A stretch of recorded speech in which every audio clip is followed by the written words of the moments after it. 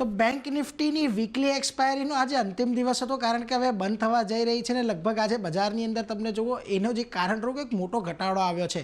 Lighter not side આ વાત કરી છે, પરંતુ ખાસ કરીને આજના દિવસે બજારમાં તમને ખાસો એવો ઘટાડો જોવા મળ્યો છે.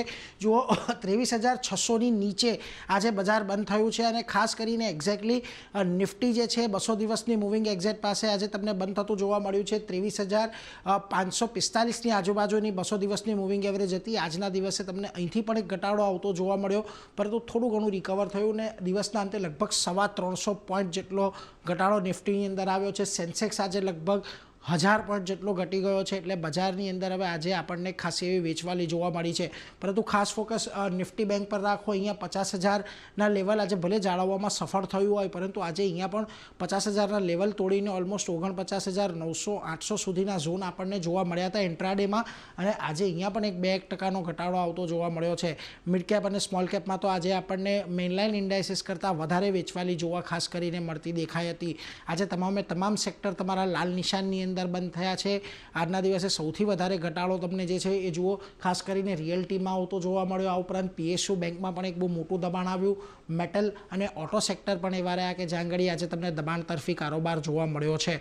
પરંતુ નિફ્ટીના ફ્રન્ટ પરથી જ્યાં ઘટાડો તમને મોટો આવતો દેખાયો, એમાં હીરો મોટોકોર્પનું કાઉન્ટર જુઓ લગભગ 4-4.25% જેટલું ઘટ્યું છે. આ ઉપરાંત તમને હિન્ડાલ્કો, M&M, ટાટા સ્ટીલ જેવા કાઉન્ટર છે કે જ્યાં આગળ એક મોટો ઘટાડો અહીંયાથી આપણને આવતો દેખાયો છે. થોડા ઘણા સ્ટોક પોઝિટિવિટી સાથે પણ બંધ થયા છે નિફ્ટીના ફ્રન્ટ પરથી. એમાં જુઓ ખાસ કરીને તમને એક બ્રિટાનિયાનું કાઉન્ટર છે, 1% તેજી આવી છે. ટાટા મોટર્સ અને HUL જેવા કાઉન્ટર થોડા ફ્લેટ ટુ પોઝિટિવ બંધ થતા અહીંયાથી જોવા મળ્યા છે.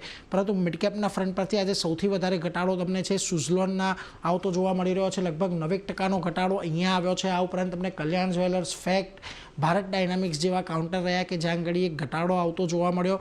પરંતુ મિડકેપમાં પણ જે અમુક કાઉન્ટરની અંદર આપણને પોઝિટિવિટી જોવા મળી છે, એમાં જુઓ ખાસ કરીને એક ભારત હેક્ઝાકોમનું કાઉન્ટર છે, 3.25% તેજી આવી.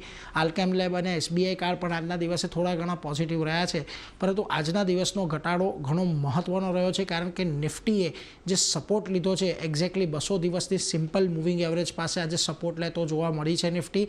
એટલે હવે મહત્વનું અહીંયાથી એ રહેશે કે જો અહીંયાથી કોઈ બહુ મોટો ઘટાડો આવે છે કે નહીં, એ આપણે અહીંયાથી ખાસ વોચઆઉટ કરવાનું રહેશે. 23,300ના એક બહુ મહત્વના સપોર્ટ છે જેને ધ્યાનમાં રાખવાના છે, અને અપેક્ષા અહીંયાથી એ બની રહી છે કે કદાચ થોડા દિવસ 200 દિવસની મૂવિંગ એવરેજની આજુબાજુ કારોબાર થતો જોવા મળે, ત્યારબાદ કોઈક આપણને દિશા બજારની અંદર થતી દેખાય છે. પરંતુ આખી પ્રોસેસમાં 23,300નું જે લેવલ છે એ તમારે ખાસ વધારે મહત્વનું ધ્યાનમાં રાખવાનું છે.